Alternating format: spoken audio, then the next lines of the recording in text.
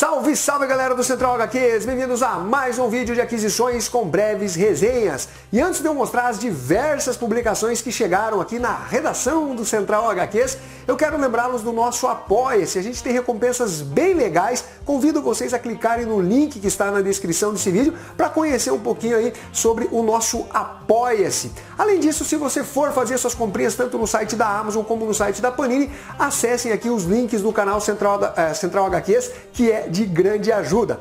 Vamos iniciar aqui, galera, por duas publicações de um autor nacional que eu considero um dos melhores. Eu estou falando de Orlandelli. Esses são materiais novos que foram financiados via Catarse. Nós temos aqui A Coisa, publicação em capa dura, olha só, aqui a lombadinha para os lombadeiros, a quarta capa. Só mostrar aqui um pouquinho do material que, obviamente, vai ter resenha aqui no canal. A outra publicação é Depois que eu matei o Libório. Gostei bastante da capa da edição. Esse daqui é capa cartonada, papel de boa gramatura. Essa daqui é uma publicação em preto e branco. Em breve eu devo falar desses dois materiais. Dando sequência, nós temos aqui Solo Leveling volume 4, é um manhwa coreano, publicação que eu tenho resenhado e é um material realmente muito bacana, é uma publicação full color, com papel couché, e é uma série que realmente me agradou e que eu indico para vocês. Vou comentar ela junto do quadro Mangás com breves resenhas. Pela editora Veneta, nós temos Agropunk, de Ulisses Garcês. Aqui a publicação da editora Veneta, material com capa cartonada.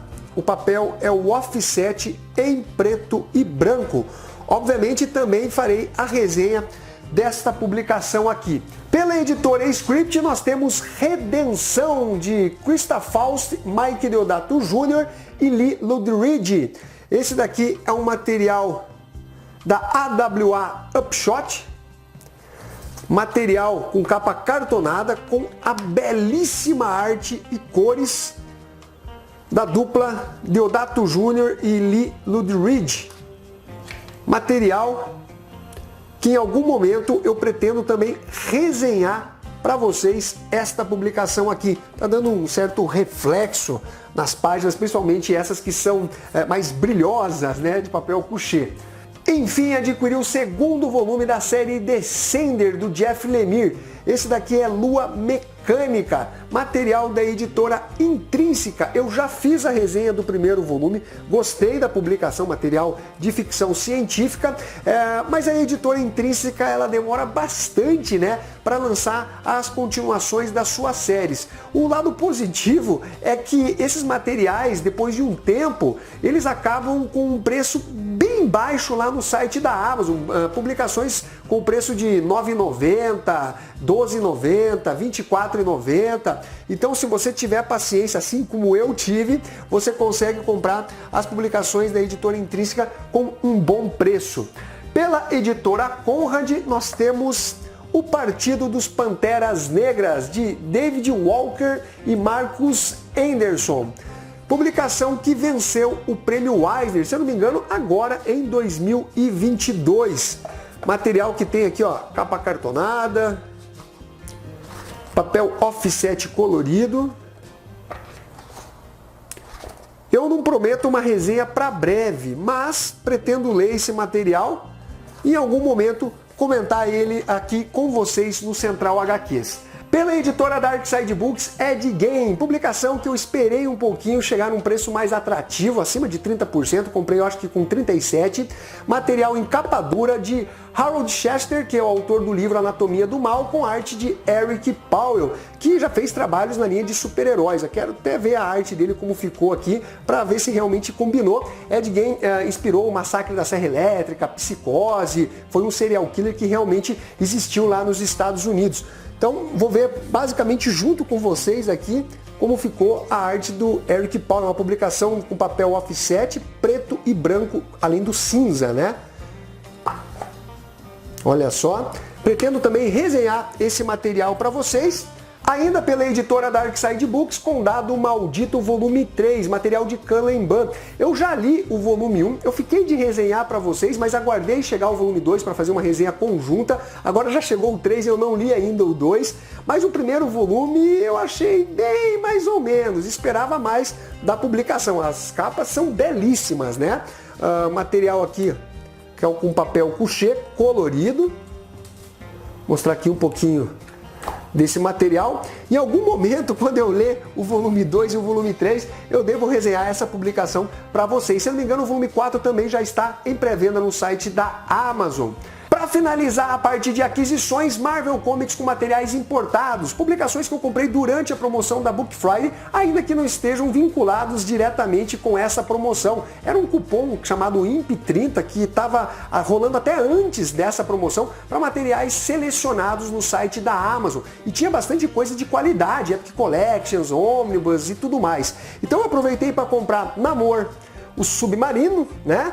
Essa daqui é a primeira edição, quando o personagem foi resgatado pela Marvel Comics lá na década de 60, participando das edições do Quarteto Fantástico, dos Vingadores, dos X-Men, do Demolidor, e depois a mensal do personagem dentro da publicação Tales to Astonish 70-76, quando ele dividia, né, essa publicação com o Golias Esmeralda. As histórias saíram aqui no Brasil de Tales to Astonish dentro de Super X da editora Ebal. E eu gosto bastante do personagem Namor. E se vocês assistiram a live que a gente fez de tema livre na quarta-feira, sabem que eu não gostei nem um pouco daquela versão asteca deturpada do personagem, que não lembra em nada o Príncipe Submarino. E aí também peguei esse Epic Collection do poderoso Thor, War of the Gods, de Lee Wen com John Buscema. Publicação que compila as edições de Thor 242 a 259, o anual número 5 e o Marvel Spotlight número 30. Publicação que conta com essas duas lendas, né, dos quadrinhos, que é a Lee Wen com John Buscema. Não é Buscema, né? Eu aprendi a pronunciar corretamente o nome dele. E agora nós vamos às breves resenhas. Começando por Tobias e o Frango de Dentadura da editora Quimera. Essa é a primeira edição, material voltado aí para a criançada, um público pré-adolescente, mas que também diverte os adultos. São personagens bem carismáticos, que se metem em aventuras, em brincadeiras ali, na idade mais infantil, pré-adolescente. O Frango de Dentadura foi o personagem que mais me agradou, ele é bem carismático, divertido também. Tem aqui uma história bem legal, que ele está tentando conquistar uma garota, mas ele chega atrasado, e aí ela fica muito pé da vida com ele, quando os seus amigos percebem toda a dificuldade, né, que ele vem passando para conquistar o coração dessa garota, e resolvem esse problema do atraso para ele. Achei bem divertida, criativa as histórias. Um pouquinho da arte, se eu não me engano, o roteiro e arte é do Gabriel Moura. Uma publicação realmente bem legal, que eu inclusive já vou separar para deixar para o meu filho mais velho ler, ele que tem 8 anos de idade. Então, galera, fica a dica desse material, vou deixar o link na descrição para quem tem criança ou quer presentear, né, sobrinho, filho, primo pequeno. Eu acho que vale a pena vocês conhecerem aí Tobias e o Frango de Dentadura. O próximo material é Tex Willer, Aventuras de Tex Quando Jovem, volume 39, é o Cangrejo, publicação da Mitos Editora. Material que eu venho resenhando justamente nesse quadro aqui do canal, de aquisições com breves resenhas. Publicação que conta com roteiros do Gils Fred e arte do Valdambrini, que é um ótimo artista. Nós temos duas histórias paralelas rolando, né? A primeira delas envolve o próprio Tex, que está na penitenciária El Inferno, onde o Santa Cruz, que é o diretor, ele faz uma espécie de rinha humana, torna os seus presos como gladiadores, se enfrentando em combates mortais, prometendo a liberdade para o vencedor. Com relação a essa história, é bem legal de ver o Tex provando toda a sua habilidade de luta e tal, mas tem um certo exagero em relação à fodice do personagem, vamos dizer assim. Claro, ele é o protagonista, a gente sabe que ele vai se dar bem na maior parte das vezes, mas aqui ele está sendo espancado por diversos presos. E ao invés do personagem sair todo machucado, naquela penúria para enfrentar o líder da gangue ali de presos, o Tex Willer sai praticamente ileso, né? Como se nada tivesse acontecido. Em alguns momentos parece ele, nossa, estou sofrendo, apanhei bastante, mas quando você vê o semblante do personagem, né, o desenho do Val Dambrini, retrata um Tex Willer que praticamente não sofreu nenhum ferimento. Então fica um pouco exagerado nessa parte, mas de forma geral a história ela funciona com relação a essa rinha humana. É interessante ver como o Tex Willer acaba lidando ali com diversos adversários sem utilizar a sua arma. E na história que rola em paralelo, nós temos o Kit Carson junto com outros Rangers, né, que estão atrás de um ex-cúmplice do Santa Cruz. E o Santa Cruz também que é a cabeça desse ex-cúmplice. Ele que inclusive marca o rosto das mulheres como se fossem propriedade dele. Então nós temos aqui um material que continua bem bacana, mas eu acho que na parte dos enfrentamentos do Tex Willer em relação aos prisioneiros da penitenciária ao inferno, deram uma bela exagerada aí nas capacidades físicas do protagonista. Fica a dica dessa publicação que é realmente bem legal, que se passa antes do Tex se tornar um Ranger, né? Inclusive ele era perseguido pelo governo, pela polícia da época, por outros Rangers e tudo mais. É realmente uma publicação muito interessante do personagem. Agora vamos de Júlia, as aventuras de uma criminóloga especial, edição número 3, um caso real, com roteiros de Giancarlo Berardi e Maurício Manteiro e desenhos de Laura Zucchelli, publicação da Mitos Editora. Antes de eu entrar no mérito da história, que é muito boa por sinal, eu quero falar um pouquinho sobre o editorial, que está muito, muito bom. Nós temos aqui um pouquinho sobre o autor do livro que inspirou o filme O Poderoso Chefão, do Mário Puzo, que foi dirigido por Francis Ford Coppola. Você tem aqui um artigo muito, muito legal, com detalhes de como rolou a escalação de elenco, os problemas na produção, o produtor, que era um cara que queria comandar com mãos de ferro a produção do filme, não confiava plenamente no Francis Ford Coppola, achava que podia dominar ele, aí fala do Al Pacino, de Robert De Niro. Realmente é um texto muito, muito legal relacionado aí a essa obra-prima do cinema. A segunda questão, galera, e aí é uma crítica que eu faço com relação à impressão da publicação. Ela tá toda pixelada, não tá bacana a impressão dessa edição número 3 aqui do especial da Júlia. Normalmente você tem uma página ou outra, né, que tá com algum problema em relação a essa parte mais pixelada. Você vê os tracinhos pequenininhos, assim, não tem uma linha definida, uma linha contínua. Em algumas páginas de algumas séries, mas aqui está em praticamente toda a edição. Daí atrapalha, né, o trabalho feito pela Laura Zucchelli, que tem um traço realmente bem bacana.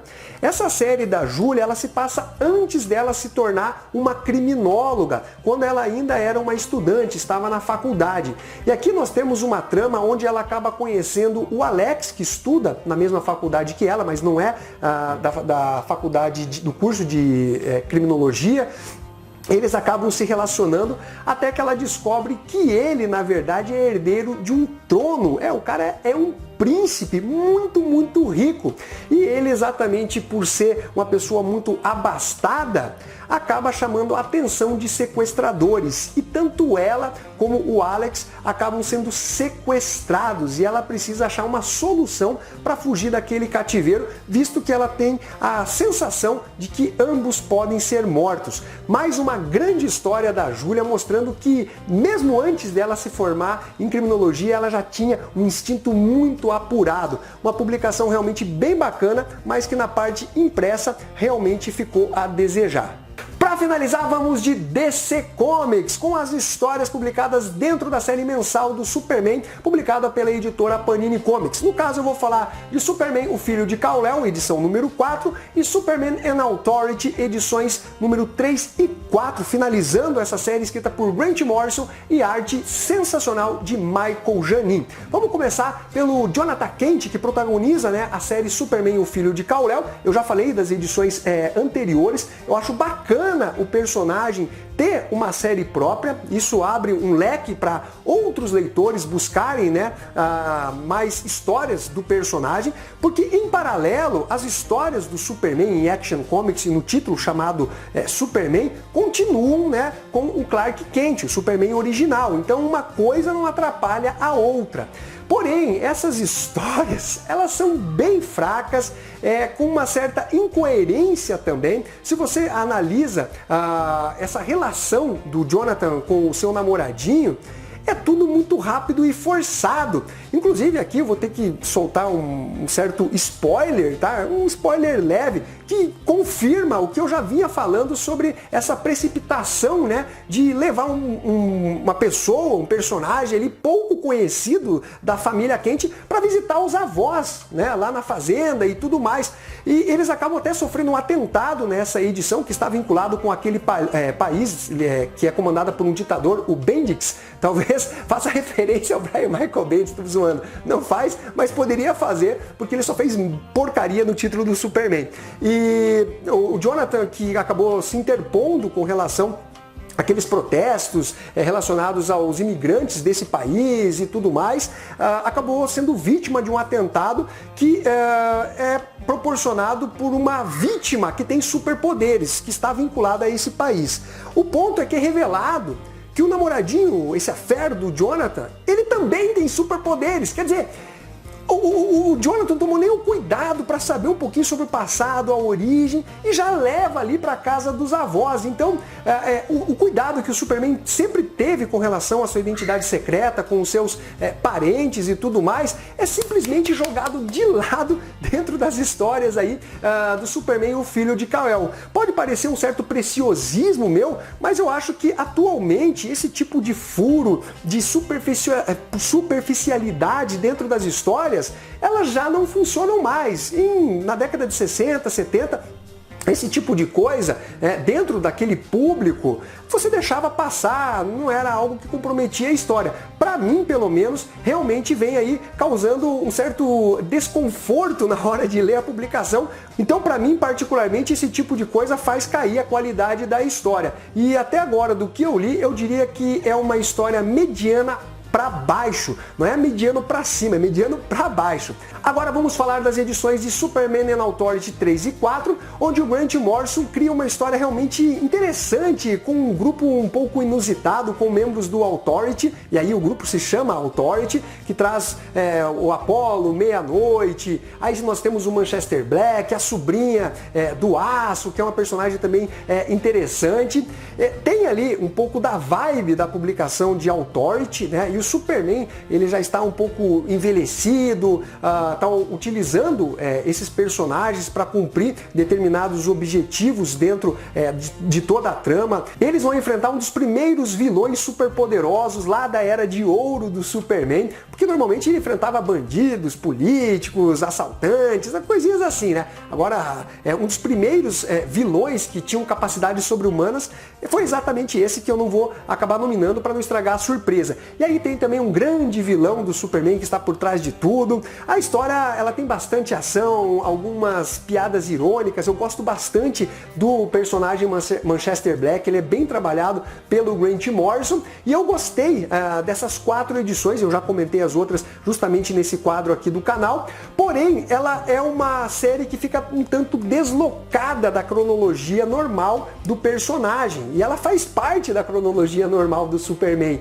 Mas apesar disso, eu acho isso realmente bem interessante, porque daí você não fica com aquela dependência de ler outras publicações. É uma série fechada ali, envolvendo o Homem de Aço e essa equipe que ele acabou criando. E agora eles vão lá para o mundo bélico enfrentar o Mongu, onde o Superman ele vai se tornar novamente um gladiador e tal, algo que remonta ali, eu acho que os anos 90, né, da série do Superman. De qualquer forma, eu curti aí Superman and Authority de Grant Morrison e Michael Janin. Bom, galera, então é isso daí, eu espero que vocês tenham curtido esse vídeo, não esqueça de dar o seu like, compartilhar e ficamos até a próxima.